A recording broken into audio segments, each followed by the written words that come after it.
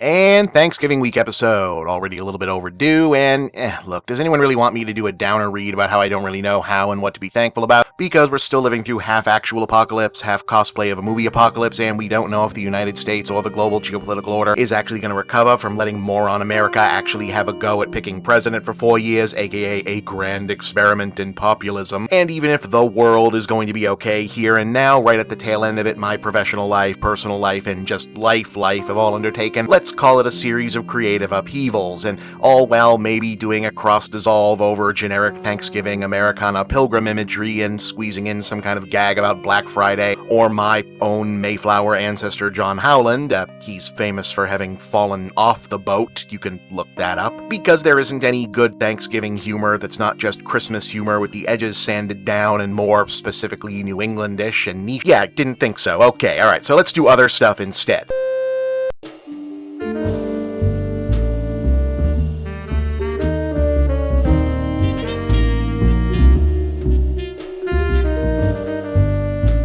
So after over a year of playing chicken with release dates, Warner Brothers blinked. Wonder Woman 1984 will go straight to streaming in about a month via HBOMAX alongside a limited theater drop, and Black Widow is still on track for theaters only in April.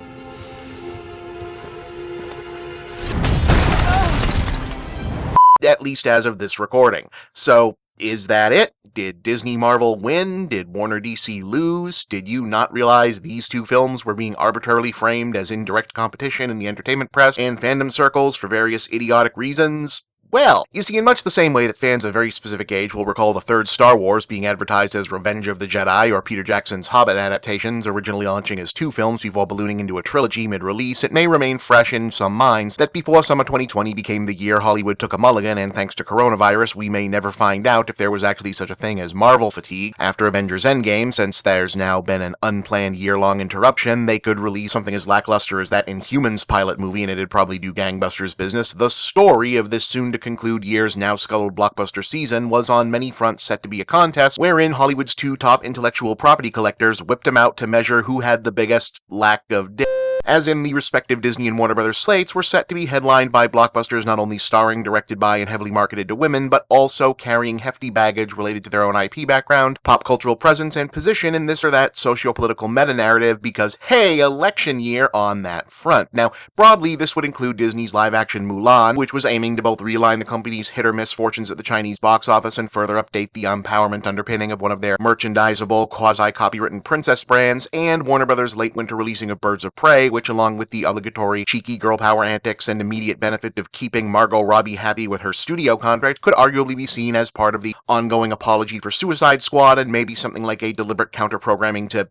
this whole thing. But everyone knew the real head-to-head comparison, still grossly unfair and inevitably sexist in the why do we have to make these comparisons in the first place, but real nonetheless way, were going to be the respective performances of Wonder Woman 1984 and Black Widow, both prequels existing under unusual circumstances, both headlined by female characters known for being somewhat thankless, undervalued in their respective franchise tentpole team-up movies, though differentiated by Wonder Woman having debuted in a well-reviewed standalone hit several years prior, which itself effectively revived hope in the theatrical viability of the DC Extended Universe project following the disastrous performance of Batman v Superman, only to then see said viability tank once again following the disastrous production and even more disastrous release of Justice League, framed as both a sequel to its own predecessor but also a prequel to the rest of the characters' appearances and widely speculated to be the beginning of a potential soft reboot of the entire cross-brand continuity. 1984 was set to feature a significant tonal and stylistic separation not simply from the first Wonder Woman but also its mandate to connect to the possibly no longer fully canonical Zack Snyder aesthetic continuity and a reportedly top-secret storyline involving Pedro Pascal as a villainous version of DC Comics mainstay Max Lord, clearly reimagined so as to let Diana take down an obvious stand-in for President Donald Trump. How subtle.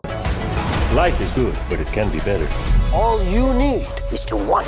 Nothing good is born from lies, and greatness is not what you think. I've never been one for rules. The answer is always more.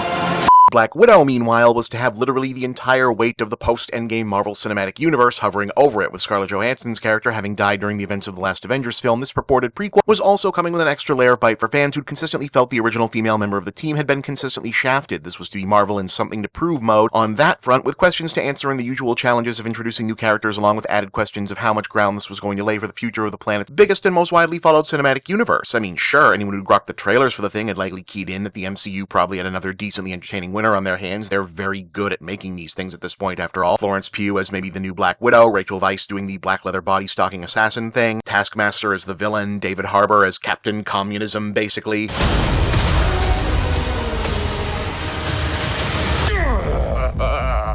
Still fits.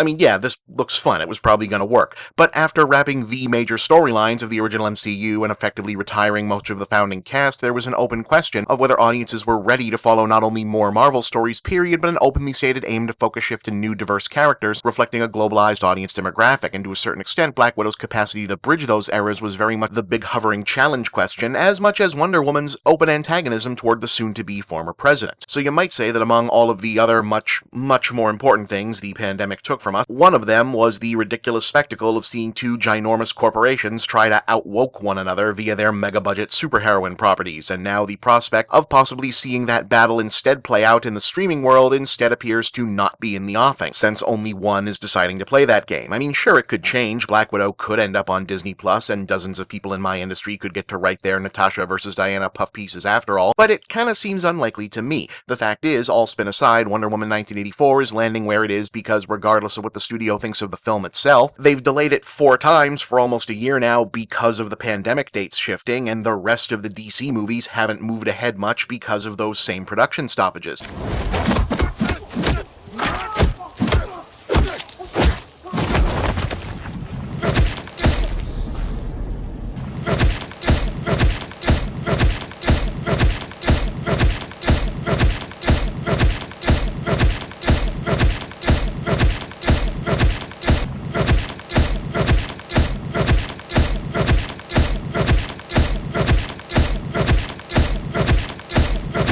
Meanwhile, HBOMAX really needs the original content. The service has been struggling. It launched without much major content or enough device and partner deals secured in the first place. I mean, why do you think the Snyder Cut deal happened at all? It's not because someone at AT&T keeps seeing those Hallelujah trailers and thinks, yeah, we made a good decision here. That's not a knock on the service. It's actually a ton of good shit on HBOMAX, from the old Criterion and TCM libraries, the WB back catalog, a lot of obscure movies you can't see anywhere else, but that's not the stuff that drives subscriber spikes. Unfortunately, I wish it was. Now, by contrast, the number one reason you're not seeing Black Widow on Disney Plus is that neither the service nor the movie really need each other's help. Disney Plus isn't Netflix or Amazon Prime, but they've got a lot of kid stuff. It's Disney after all. The second season of The Mandalorian is a hit. WandaVision is coming up right after that, so there's Marvel product for them right there, and plenty of it. Soul is going to hit at the same time Wonder Woman is. Bottom line, they're not hurting for subscriptions. Shit, they've probably been happy with their numbers since Hamilton got dropped out over the summer, and as mentioned earlier,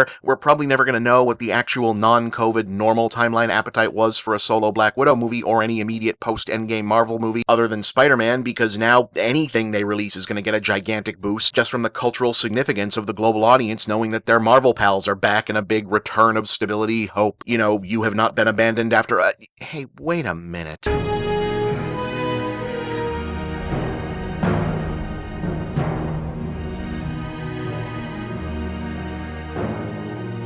Captain, read me.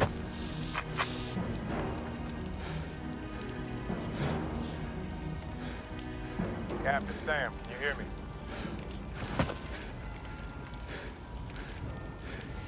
On your left.